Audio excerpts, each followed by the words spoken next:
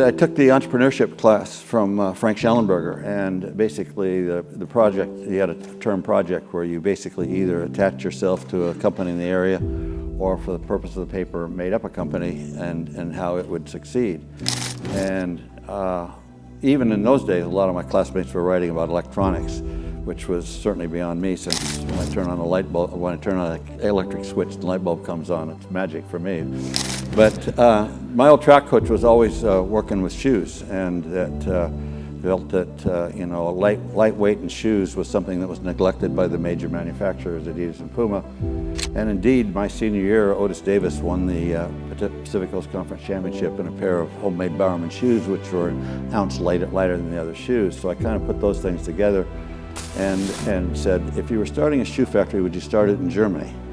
And I said, it's such a labor-intensive business, it makes more sense to start it in Japan. Japan being the country that took German cameras and dominated the camera market. Says, could they do the same thing in sports shoes?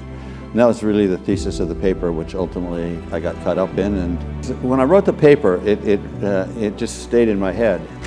And at the time, I think the ratio was that 26 out of 27 new companies failed.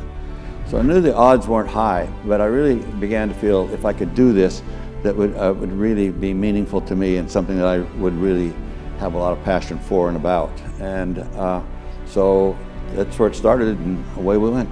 We paid $35 to a graphic arts student at Portland State College to give a rendition of the side logo on the shoe, the logo now called the swoosh.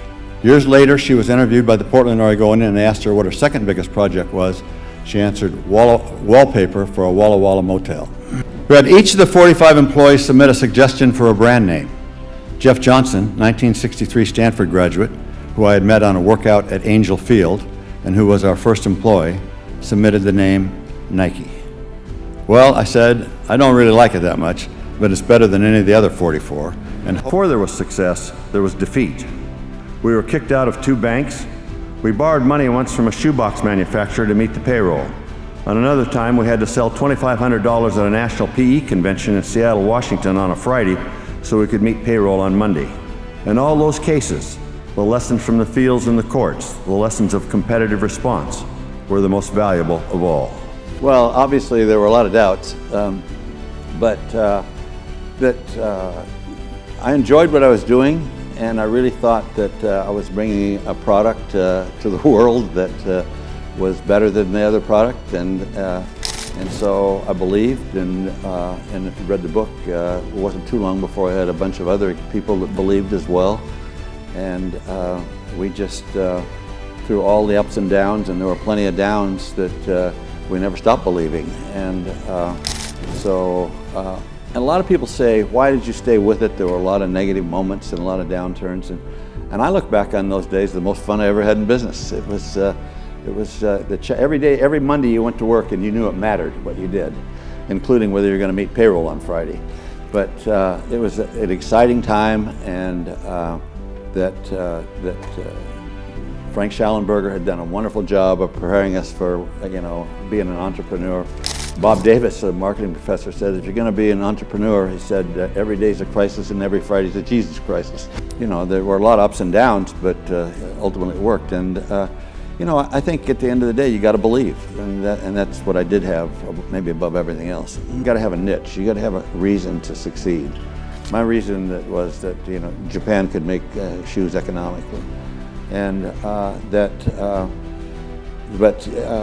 then the rest of it, fit right in home base for me. So, and I do think if you're going to be an entrepreneur, it has to be something that you really love, because there will be a lot of dark days. And as I say, we never hesitated in those dark days. So I was fortunate enough to find what I thought was a niche to go with my passion. And that's what you need to bring those two things together. But when you do, you're very, very fortunate and take advantage of it. One of the things that we didn't talk about in business school when I was here was the media. And so I think probably this group is probably much more aware of the media, but it's always there, it's more prevalent than it's ever been, and they're not always consumed by facts. And so when the first charges came that Nike runs sweatshops, that you know, it's a really seductive argument to say this person only makes $4 a day, and Michael Jordan makes $30 million a year, and Phil Knight's worth $2 billion, and isn't this awful? But our initial reaction was that we don't run sweatshops, and that you're wrong. And I was the CEO at the time, and that was my strategy, and it was awful. It didn't work. And so we kind of, after about a year of that, it became clear. And so we took another tack, which says, yeah, you can criticize it once, but this is what we're going to be, and this is how we're going to be a better company over the next 10 years, and we're going to take these steps each year, and you come look at any of our factories anywhere in the world that you want. And we've kind of been on that path ever since, and that's basically working. And I do think, that we have had lots of good comments that don't get much publicity from the media.